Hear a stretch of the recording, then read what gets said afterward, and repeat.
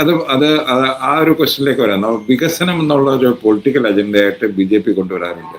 അവരുടെ വികസനം നമ്മൾ ബീഹാറിൽ കണ്ടു. 10,000 രൂപ കൊടുത്തതിന്റെ പേരിലാണ് അവർക്ക് ഇത്ര വലിയ വിജയം അവിടെ കൈവരുത്താൻ കഴിഞ്ഞത്. ഞാൻ കേട്ടത് പല കുടുംബങ്ങളിലും സ്ത്രീകൾക്ക് 10,000 രൂപ ആദ്യമായിട്ടാണ് അവരുടെ ബാങ്കിലോ അല്ലെങ്കിൽ അവരുടെ കയ്യിലോ കൈവശം വരുന്നത്, അതും ഫ്രീ ആയിട്ട്.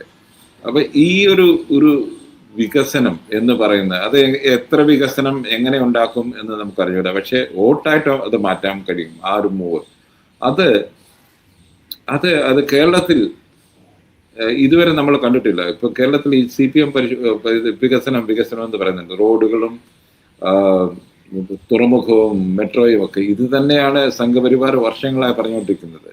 എന്തായിരുന്നു ഇന്ത്യ ഷൈനിങ് ക്യാമ്പയിൻ? വികസനമായിരുന്നു. അപ്പൊ അത് ആ ഒരു സംഗതി അന്ന് കേരളം ഇത് വികസനം എന്ന് പറയുന്നത് ഞാൻ കാണുന്നത് എല്ലാ സർക്കാരുകളും ചെയ്യേണ്ട ഒരു അവരുടെ ബേസിക് സംഗതിയാണ് വികസനം എന്ന് പറയുന്നത്.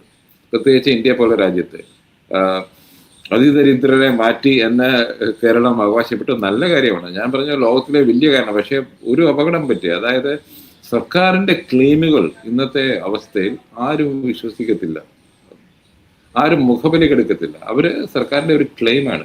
പക്ഷെ അതൊരു ഇൻഡിപെൻഡന്റ് ഏജൻസി അത് അസസ് ചെയ്തിട്ട് ശരിയാണ് കേരളത്തിൽ നടക്കുന്നത് എന്ന് പറഞ്ഞാൽ അതിന് ശരിക്കും അതൊരു ലോക ന്യൂസ് ആകേണ്ട സംഗതി.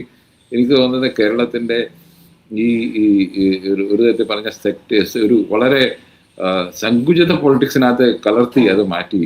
അത് നടന്നെങ്കിൽ അത് നല്ല കാര്യമാണ്. ലോകത്തിൽ ആദ്യമായിട്ടായിരിക്കും ഒരു സംസ്ഥാനം അല്ലെങ്കിൽ ഒരു സർക്കാർ ഇങ്ങനെ പ്രഖ്യാപിക്കുന്ന അതിദരിദ്രർ കേരളത്തിൽ ഇല്ല എന്നുള്ളത്.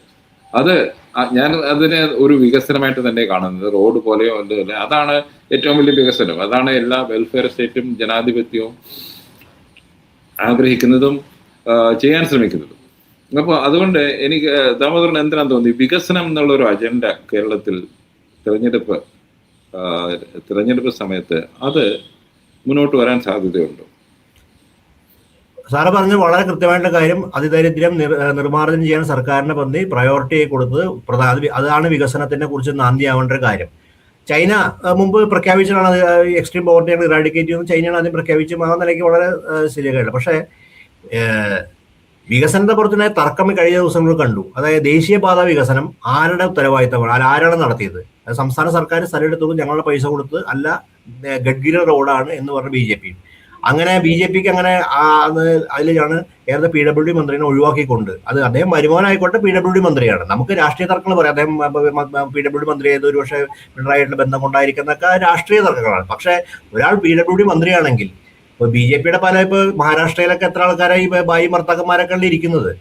ഭായി ഭർത്താക്കന്മാരാണല്ലോ ഇപ്പൊ അവിടെ ഇരിക്കുന്നത്. അപ്പൊ BJPക്ക് ഈ കുടുംബവാഴ്ചയെ കുറിച്ചൊന്നും പറയാനുള്ള യാതൊരു അർഹതയും ഇല്ലാത്തൊരു പാർട്ടിയുടെ BJP. അപ്പോ അവിടെ അദ്ദേഹം PWD മന്ത്രിയാണ്. അത് PWD മന്ത്രിയെ വിളിക്കുക. രാഷ്ട്രീയ വിമർശനം വേറെ നടത്താം, പക്ഷെ PWD മന്ത്രിയെ വിളിക്കാൻ ബാധ്യതപ്പെട്ടിട്ട് അവർ വിളിച്ചില്ല. അപ്പൊ രാഷ്ട്രീയ സ്റ്റണ്ടാക്കി മാറ്റാൻ ശ്രമം നടത്തി.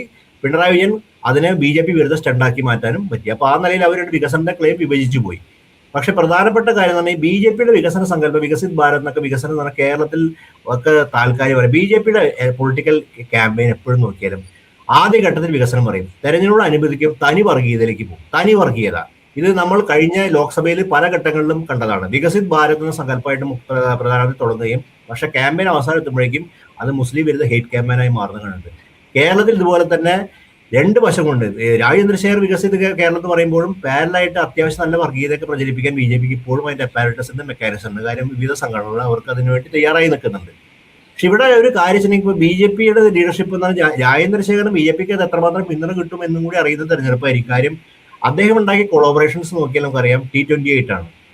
T28 collaboration. അതൊക്കെ തന്നെ BJPയുടെ ഒരു പൊളിറ്റിക്സിന്റെ അകത്ത് നിൽക്കുന്നതാണെങ്കിലും അതിലൊക്കെ തന്നെ വ്യവസായ പ്രമുഖന്മാരായിട്ട് അദ്ദേഹത്തിന്റെ വ്യവസായ ബന്ധം വെച്ചിട്ടുള്ള ഒരു രീതിയിലാണ് പോകുന്നത്. അതൊരു പൊളിറ്റിക്കൽ ഇപ്പോൾ എന്താ പറയുക ഇവിടുത്തെ രാഷ്ട്രീയ നേതാക്കൾക്ക് പറ്റാത്ത കാര്യമാണ്. അപ്പോൾ ഇതിനെ രാജീവ് ചന്ദ്രശേഖരൻ ടെസ്റ്റാണത്. രാജീവ് ചന്ദ്രശേഖരൻ ഇപ്പോൾ നിയമത്വം അനുസരിച്ച് വിജയിക്കുമോ എനിക്കറിയില്ല, സാധ്യത കുറവാണ്. പക്ഷെ പ്രധാനമായിട്ട് രാജീവ് ചന്ദ്രശേഖരനോടുകൂടി രാജചന്ദ്രശേഖരൻ BJP തിരിച്ചടിച്ചു കഴിഞ്ഞാൽ രാജീവ് ചന്ദ്രശേഖരന്റെ പൊളിറ്റിക്സും പരാജയപ്പെടുകയാണ് ഇവിടെ. അത് പരാജയപ്പെടുന്ന പക്ഷേ കേരളത്തിന് നല്ലതായിരിക്കും. കാര്യം അത്തരം ഒരു ബിസിനസ് പൊളിറ്റിക്സ് കേരളത്തെ സംബന്ധിച്ച് ഒട്ടും ഗുണകരമായിട്ടുള്ള സാധനമല്ല. കേരളത്തിന്റെ പൊളിറ്റിക്സിന്റെ ഒരു പാരമ്പര്യം, കേരളത്തിന്റെ ഇപ്പോൾ ഒരു രാഷ്ട്രീയത്തിന് ബിസിനസ് ഓറിയന്റഡ് രാഷ്ട്രീയമല്ല.